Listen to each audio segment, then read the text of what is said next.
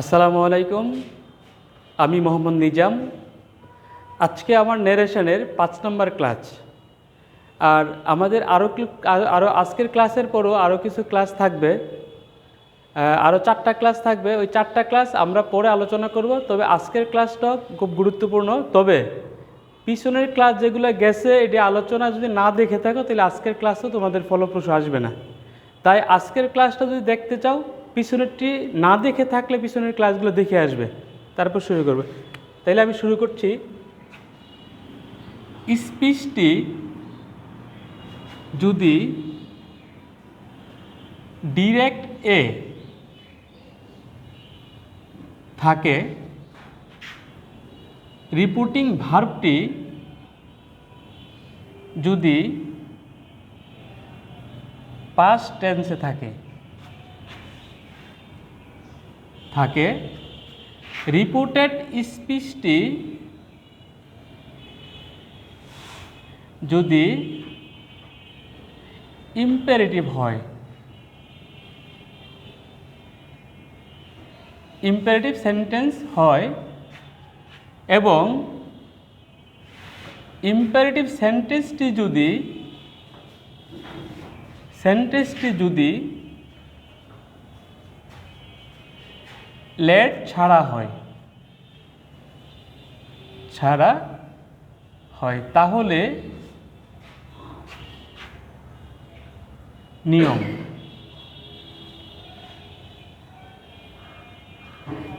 তাহলে নিয়ম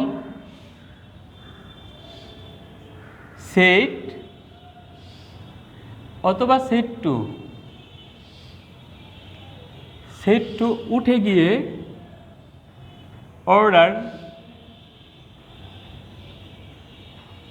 অর্ডার যদি আদেশ করে, অর্ডার উপদেশ দিলে অ্যাডভাইস কমান্ডেড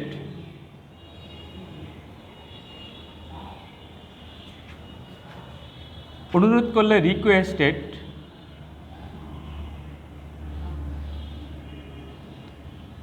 রিকোয়েস্টেড নিষেধ করলে ফরবিডেন।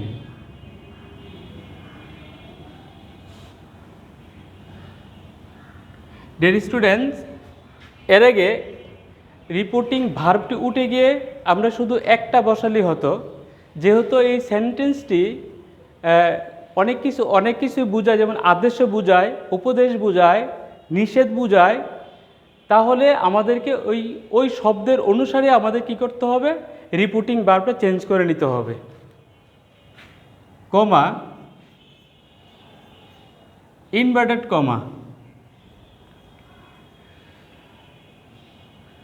ইনভার্টেড কমা উঠে গিয়ে টু হবে। এর আগে এর ইন্টারগেটিভের ক্ষেত্রে হয়েছিল ইফ অথবা ওয়েদার, আবার ডব্লিউএইচ কোশ্চেন থাকলে ডব্লিউএইচ কোশ্চেন নিজে হয়েছিল। কিন্তু এই ক্ষেত্রে যখন রিপোর্টেড স্পিচটা ইম্পারেটিভ হবে লেট ছাড়া, তখন ইনভার্টেড কমাগুলো উঠে গিয়ে টু হবে। বাকি কাজ অ্যাসারেটিভের মতো।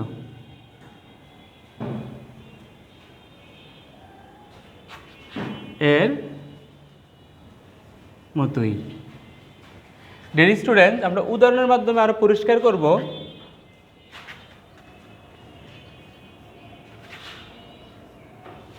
Mother said to me, do not kill the dog.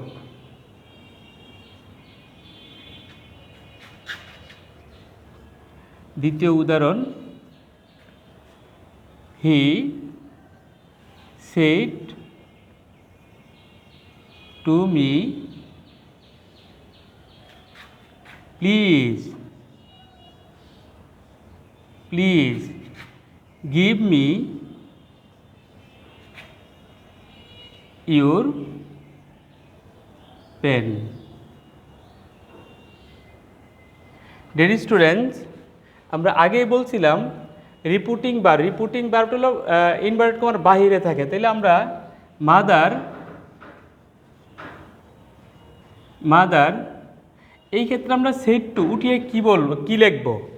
আমরা বলছিলাম এখানে যদি নিষেধ করা হয় তাহলে ফরবিডেন, কিন্তু এই ক্ষেত্রে আমরা যদি মা যেহেতু বলছে এটা আদেশও হয়, তো আদেশ যদি আমরা করতে যাই, আদেশ হলে অর্ডার দিতে হবে, আর অর্ডার দিলে আমরা নটটা উঠাতে পারবো না। এই জন্য আমরা যেহেতু আরেকটা নির্দিষ্ট আমাদেরকে দেওয়া আছে শব্দ যে নিষেধ করলে ফরবিড বা ফরবিডেন, তাহলে আমরা ফরবিডেনই বসাবো।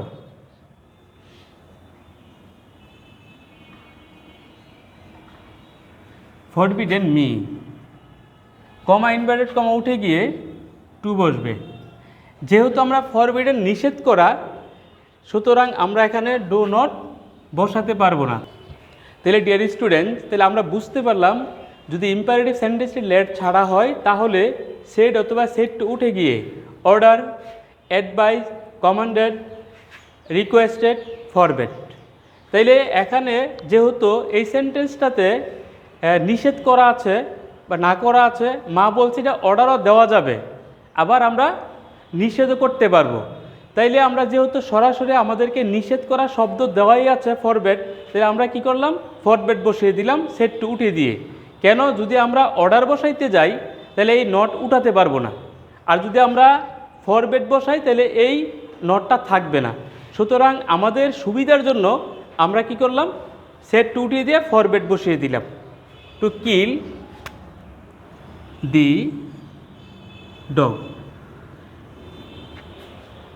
দ্বিতীয় সেন্টেন্স, হি, ডিয়ার স্টুডেন্ট, এখানে প্লিজ কথাটা আছে।